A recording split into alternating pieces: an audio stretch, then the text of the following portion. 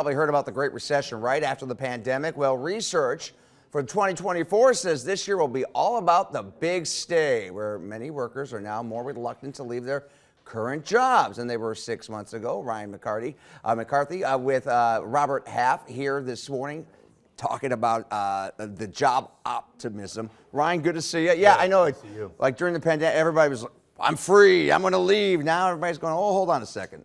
Want to kind of pump the brakes a little bit. It's not always greener on the other side. You're exactly right. And there's always pendulum swings in the job market. There's going to be times where there's opportunities where people are leaving their jobs, and there's going to be times where people value security and stability, and like you said, the grass isn't always greener on the other side.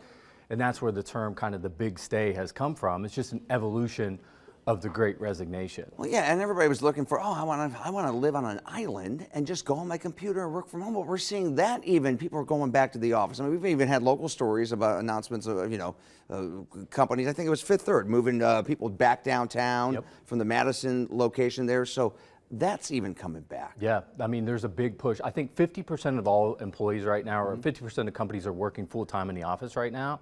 And I'll tell you a story. I was driving up, we're downtown as well, and I was driving up to the parking garage, and for the first time in 4 years, the sign came up and said, garage full, which was just And so I went down and talked to the building lady. I said, what's going on? She's like, everybody's getting back into the office. So there's definitely a push. So from the flip side, on the candidate side, like all the employees are valuing the flexibility or work from home, so they're not, they're more likely to stay in their job if they have flexibility. If you have a sick kid or something, hey, I can work from home today. That sort of thing. I mean, people realize that. That now. Why are certain generations like Gen Z and millennials, as well as are they lacking in certain skill sets?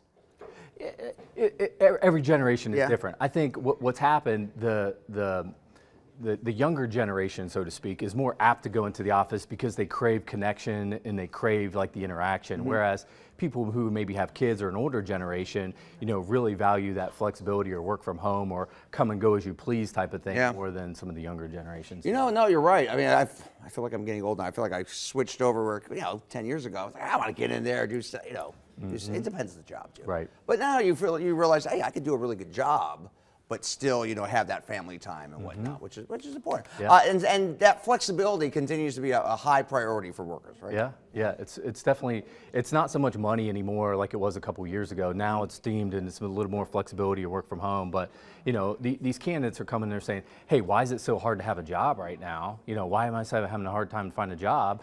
Well, from the client side, they're getting flooded and inundated with thousands of resumes because all these candidates are just putting their resumes through ChatGPT and using AI, and their resumes look great. So the companies don't have to worry about the resume paper anymore. Yeah, they don't have to worry about it. That was always the thing. Yeah, they run it through, and so that's why the process is just elongated right now. So who has the upper hand? Is it the employer or the employee? So the employers are starting to have the shift a little more than it was a couple of years ago. But the whole market has just changed over the past 4 years. So you just got to think about what's important to you if you're making a move. There's still there's still 9 million job openings.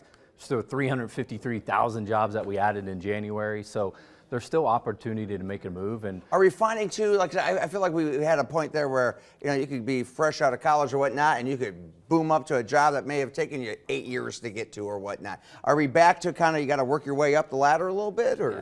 People, a little bit of that. It's back to pre-pandemic type of stuff. It feels different to the candidates right now. Everybody's like, why does it feel so different? Because we were doing it the other way. Exactly right. It's just different. So now it's like back to pre-pandemic. So we just got to level set our expectations about, what it's going to take to get a new job from the client side.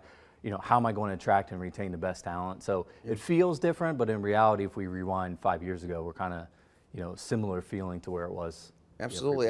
And we can reach you guys where?